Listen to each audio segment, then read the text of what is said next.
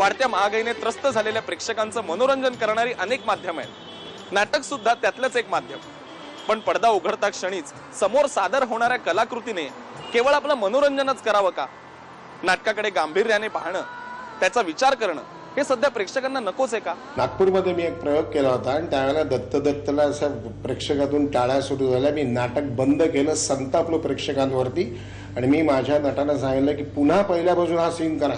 पुन्हा यांनी टाळ्या वाजत तर तुम्ही पुन्हा सीन करा. उद्या सकाळपर्यंत फक्त हेच करत राहायचं. मला असं वाटतं की कधीच प्रेक्षक चुकत नाही. जर गंभीर नाटकांना असं घडत असेल तर चूक आपली असावी, ती आपण आधी शोधली पाहिजे. प्रेक्षकाला दोष द्यावा असं मला वाटत नाही. आणि पुन्हा हे नाटक करत असताना असं नाही घडू शकत का की मी 1950 सालचं नाटक करतोय पण रंगकर्मी म्हणून 50 सालचं वातावरण उभं करायला माझा अभ्यास कमी पडलाय. प्रेक्षकांना चांगल्या संहितेची, चांगल्या एखाद्या प्रॉडक्टची गरज आहे आणि ते असेल तर ते डेफिनेटली आपले सुजाण प्रेक्षक ते बघायला गर्दी करतात, त्यांना पाठिंबा देतात. त्याच्यामुळे गोष्ट त्या काळातली असो किंवा ह्या काळातली, जर का तुम्ही चांगलं दिलं तर नक्कीच लोक त्याच्याशी रिलेट करून चांगल्या प्रॉडक्टशी मला वाटतं आपला प्रेक्षक रिलेट करतो. एखाद्या सिरियस प्रसंगाला वेगळ्या प्रकारे जर दाद देत असतील तर त्यांना ते आपलं जवळचं वाटत नसेल असा इतका सोपा भाग आहे. आणि मला तर असं वाटतं की प्रेक्षक हा बऱ्याच सुज्ञ असतो.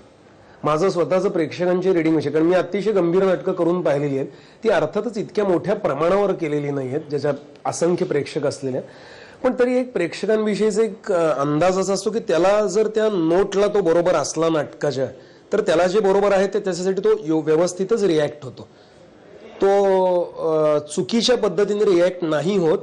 ते नोट जर काहीतरी चुकली किंवा ते जर त्याला त्याचं वाटलं नाही तर तो वेगळ्या प्रकारे रिॲक्ट होणार. नाटक बघायला जाणं म्हणजे गाडीतून फिरायला जाणं नाहीये.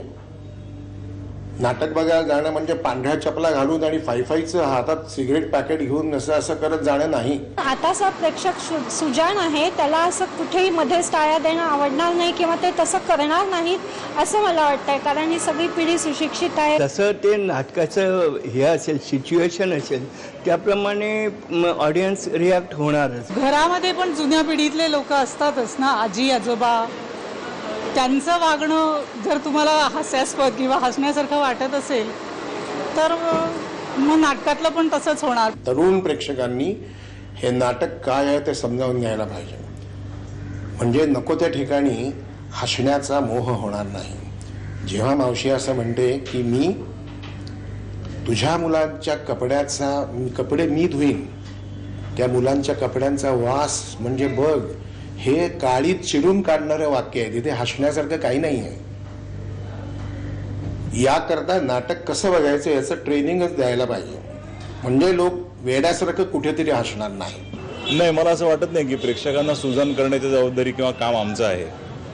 प्रेक्षक स्वतः समृद्ध आहेत आणि त्यांना शिकवणं किंवा त्यांना सांगणं हे आमचं काम नाही. हे त्यांनी करून यावं आणि ते जर ते करत नसतील किंवा ते तसे तर ते सहन करण्याची ताकद आमच्यात असायला हवी. मराठी प्रेक्षकांचं वर्कशॉप घेतलं पाहिजे वगैरे असं मला मुळीच वाटत नाही, कारण ते घेणारे आम्ही कोण? पहिला मुद्दा, प्रेक्षक हा कायमच त्याच्या भावविश्वाशी निगडीत असलेल्या गोष्टीला दाद देत आलेला आहे. त्याही वेळेला नाटकं चालत होती आणि पडत होती. आजही नाटकं चालतात आणि पडतात.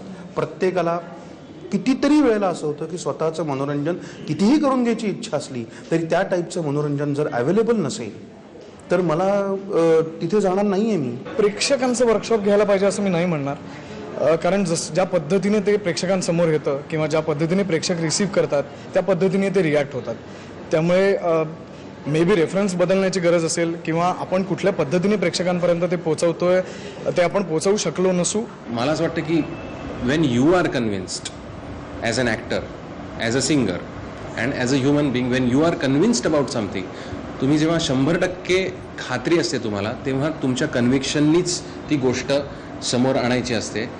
ती लोक कशी पेलतात किंवा त्यांना समजतं की नाही, हा भाग माझ्यासाठी गौण आहे. जे चांगलं आहे, ज्याच्यात उत्तम मराठी ऐकायला मिळतं, बोलायला मिळतं, आजकालच्या मुलांना कदाचित कळणार नाही आपण काय बोलतोय, ते स्पेल आउट नाही करू शकणार मला काय त्यातनं आनंद मिळतोय, पण त्यांना आनंद मिळतो हे नक्की, आणि तो आनंद मिळतो म्हणूनच ते लोक नाटकाला येतात हेही नक्की. अशी जर नाटकं केली तर ती चालतील किंवा चालणार नाहीत, करणं चांगलं का वाईट याच्या खोलात न सरता जर करायचं ठरवलं तर मुळामध्ये ज्या ताकदीने ते पहिल्यांदा झालं होतं त्या ताकदीनेच परत करणं आणि त्याच्यासाठी जे करावं लागतं ते करण्याची तयारी असणं हे फार महत्त्वाचं आहे.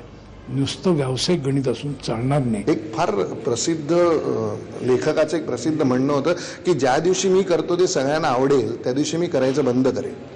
म्हणजे ते कुणाला तरी न आवडता राहायला पाहिजे. तसं त्या हिशोबाने तुम्ही चूक कुठे शोधणार, ती आत शोधणार. कारण चुकीचा लाफ्टर येतोय, चुकीच्या ठिकाणी टाळ्या वाजल्या जात आहेत का. लेखक, दिग्दर्शक, नट आणि प्रेक्षक हे नाटकाच्या भावविश्वाचे प्रमुख स्तंभ मानले जातात. यातला एक जरी स्तंभ कमकुवत असेल तर अपेक्षित संवाद होत नाही आणि ती कलाकृती अपूर्णच राहते. पण या सखोल चर्चेनंतर 150 वर्षांची परंपरा लाभलेल्या या रंगभूमीचे हे सगळे स्तंभ भक्कम उभे राहतील अशी आशा करूया आणि आता इथेच निरोप घेऊया. आता आपण भेटूया हाऊसफुलच्या पुढच्या भागात. तोपर्यंत बाय बाय.